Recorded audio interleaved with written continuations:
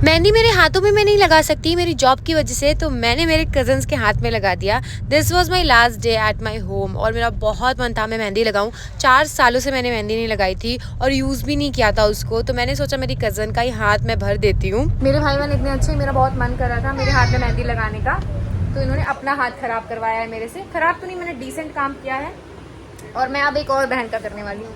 इनका करवाएंगे ना आप अपना हाथ ख़राब?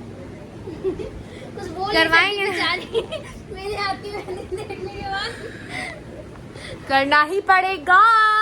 अब बड़ी हूँ तो छोटी वाली बहन मना कैसे करेगी, उसको भी बैठा लिया। उसके हाथ में मैंने छोटा सा फ्लावर बनाया था। After 4 years I'm doing this mehndi thing and still my hands are good. पता ना कैसी बनी है।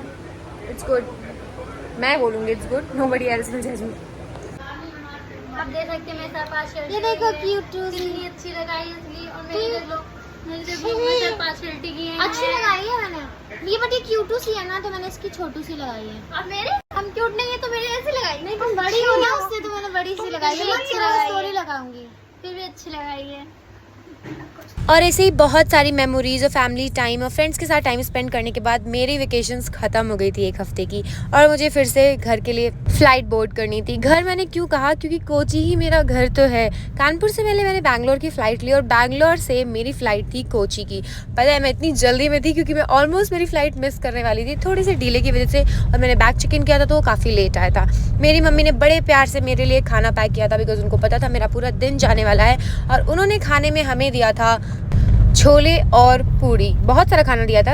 एज यूजुअल मम्मी ने अमूल के डिब्बे में पूरी डाली है, आइसक्रीम नहीं। रिसाइकिल तो हमारे इंडियन मॉम से कोई सीखे और मैं भी वैसी बनती जा रही हूँ। कोई भी डिब्बा मुझे दिखता है मैं घर पे रख लेती हूँ। खाना फिनिश करने के बाद टेक ऑफ ऑलमोस्ट होने ही वाला था क्योंकि डेमो हो गया था। उसके बाद मैंने सोचा मैं मेरी बुक पढ़ लेती हूँ because I don't know how to spend time. 3 घंटे वाली जो पहले फ्लाइट थी ना कानपुर से बैंगलोर, उसमें ही मैंने इतना सो लिया कि अब इसमें तो मुझे नहीं आएगी। एंड पलक झपकते ही मैं कोची में लैंड कर गई क्योंकि वो सिर्फ 55 मिनट की फ़्लाइट्स होती है। कोची में आने के बाद अच्छा तो लग रहा था but I was sad also कि अगेन वही loneliness will be there, staying alone and feeling left out during festivals.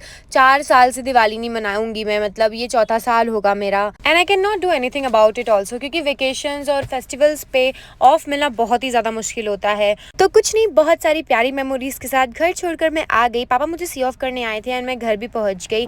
कल मेरी फ़्लाइट है मॉर्निंग में, सो मुझे उसके लिए रेडी भी होना है, बैग अनपैक करना है। So I have lot of work to do. So मैं घर साफ कर बैग अनपैक कर तो खा पी कर सो जाऊंगी। घर की छुट्टियों के बाद मेरा 2.0 वर्जन शुरू हो जाता है, तो अब मैं फिर से एनर्जेटिक हूँ and I will be posting regularly.